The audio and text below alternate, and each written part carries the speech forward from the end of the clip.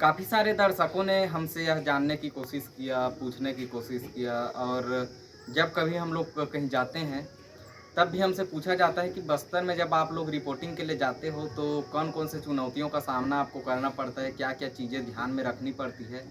और कई लोगों का तो ऐसा भी मानना है कि माओवादी जो लोग हैं, पत्रकारों को कुछ नहीं करते, तो आप लोगों को जो है डर भी नहीं रहता होगा। लेकिन यह थोड़ा मैं हालाँकि हम लोगों को डर तो नहीं रहता माओवादियों से, कारण ये है कि हम लोग अपना काम करते हैं, कहीं जब कभी अगर माओवादी अपना पक्ष रखने की कोशिश करते हैं, तब हम लोग उनका भी पक्ष रखते हैं। लेकिन अगर आप बस्तर जाते हैं या रिपोर्टिंग के लिए, हो सकता है मेरे चैनल से जुड़े हुए कुछ जो बच्चे हैं, आगे चल के रिपोर्टर बनना चाहते हैं या फिर बस्तर में जा कर के शूटिंग करना चाहते हैं, बस्तर के जो आदिवासियों की लाइफ स्टाइल है, उस पर अगर वीडियो बनाना चाहते हैं, उनके जनजीवन को देखना, सुनना चाहते हैं, तो आपको कौन-कौन सी बातें ध्यान में रखनी चाहिए। मैं ज़्यादा विस्तार में तो नहीं बता पाऊँगा, लेकिन कुछ चीज़ें आपको बताना चाहूँगा। सबसे पहले जब भी आप बस्तर जाते हैं, तब अपने पास एक सुरक्षित जो वाहन है, अच्छा वाहन जैसे चाहे वो बाइक हो, चाहे 4 पहिया हो, बाइक को ही मैं ज़्यादा प्रायोरिटी दूँगा। कारण ये है कि बस्तर में अधिकांश जो सड़कें हैं, सड़क इतनी चौड़ी नहीं है कि आप उसमें कार को ले जा सकें। सड़क जो है कहीं पगडंडीनुमा रास्ता है, तो जो कार है उसका ग्राउंड क्लीयरेंस भी उतना अच्छा नहीं रहता, लेकिन बाइक को आप राइट साइड से करके कहीं भी ले जा सकते हैं, तो इनसे आपको फ़ायदा ही होगा।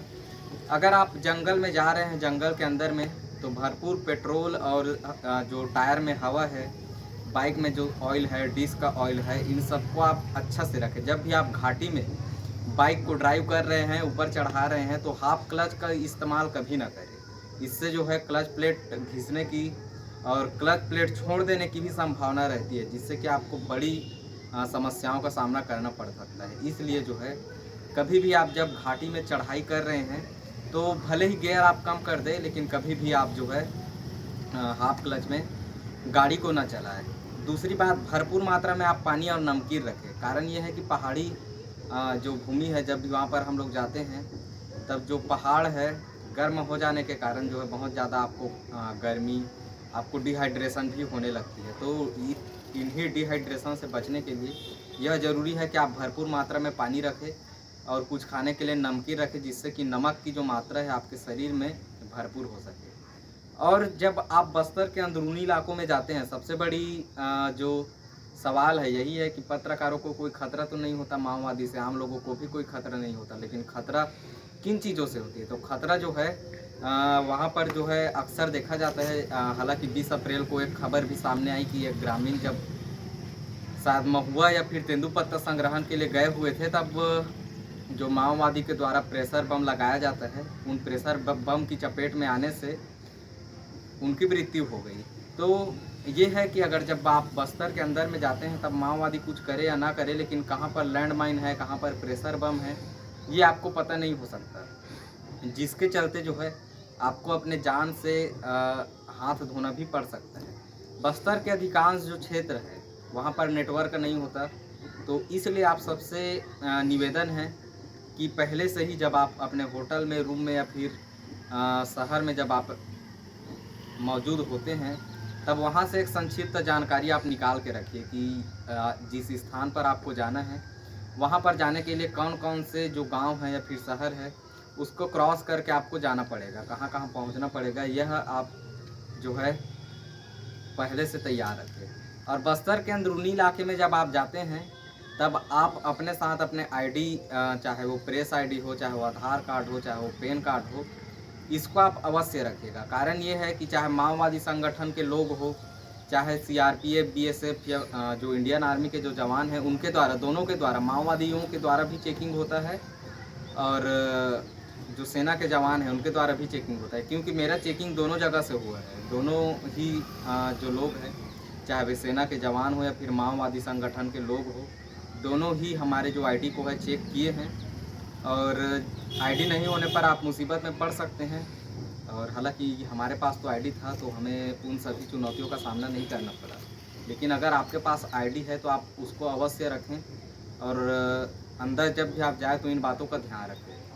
उसके बाद जो है जब भी आप अंदरूनी इलाकों में जाते हैं तो कभी भी आप आर्मी के गाड़ी के आगे या फिर पीछे ना रहें, क्योंकि जो माओवादी के लोग हैं वे सबसे पहले जो आर्मी के जवान हैं उनके गाड़ी को ही, उनके वाहन को ही टारगेट करते हैं। और अगर आप उनसे ज़्यादा दूरी बनाकर नहीं रखेंगे तो हो सकता है आप भी उनके चपेट में आ जाए। इसलिए जो है थोड़ा सुरक्षित दूरी बना करके रखें। प्रायः यह देखा जाता है कि जो झीरम घाटी भी हुआ था उनमें सबसे सामने जो सिविलियन बैठे हुए थे बोलेरो में लाल कलर की, शायद 7 लोग बैठे हुए थे, मुझे करेक्ट आंकड़ा तो पता नहीं है। लेकिन जब माओवादियों ने सामने की गाड़ी को ब्लास्ट किया तब एक बहुत बड़ी क्षति वहाँ के झीरम के जो ग्रामीण हैं उनको बहुत बड़ी क्षति पहुँची थी। तो आप सबसे निवेदन है कि जो नेता है या फिर जो आर्मी के जवान हैं उनके वाहन के ज़्यादा करीब ना रहे, थोड़ा सुनिश्चित दूरी आप तय करके रखें। और जब भी आप बस्तर जाते हैं तब ध्यान रखें कि वहाँ के जो कुछ लोकल लोग हैं उन लोगों से निरंतर जो है सलाह मशवरा करते रहें, क्योंकि वहाँ के जो स्थानीय लोग हैं उनको वहाँ के जो हालात हैं उनसे ज़्यादा वाकिफ़ वे लोग ज़्यादा होते हैं। जब भी आप बस्तर जाते हैं तब आप अपने इलेक्ट्रॉनिक उपकरणों के लिए पॉलीथीन अवश्य रखें, क्योंकि बस्तर में कब बारिश हो जाए किसी को पता नहीं है। जब हम लोग झीरम घाटी में गए हुए थे तब वहाँ पर कुछ आगे जाते ही तोंगपाल नाम की एक स्थान है जहाँ पर हम लोग रात के 8 बजे तक फंसे हुए थे बारिश के कारण। हालांकि जब हम लोग बस्तर से निकले थे जगदलपुर से तब बहुत ज़्यादा तेज़ धूप थी और यह अनुमान ही नहीं लगाया जा सकता था कि आज बारिश होने वाली है। लेकिन बाद में हमें पता चला कि बस्तर में कभी भी बारिश हो सकती है। इसलिए जब भी आप लोग निकलते हैं तब आप वहाँ पर अवश्य पॉलीथीन रखें, जिससे कि आप अपने मोबाइल को या फिर माइक को या फिर एडाप्टर को या फिर जो आपके कैमरा है उनको आप सुरक्षित रख सकते हैं। उम्मीद करता हूँ कि यह वीडियो आपको पसंद आया होगा। अगर वीडियो पसंद आता है तो एक लाइक, कमेंट और चैनल पर अगर आप नए हैं तो चैनल को सब्सक्राइब करना तो बनता ही है। धन्यवाद।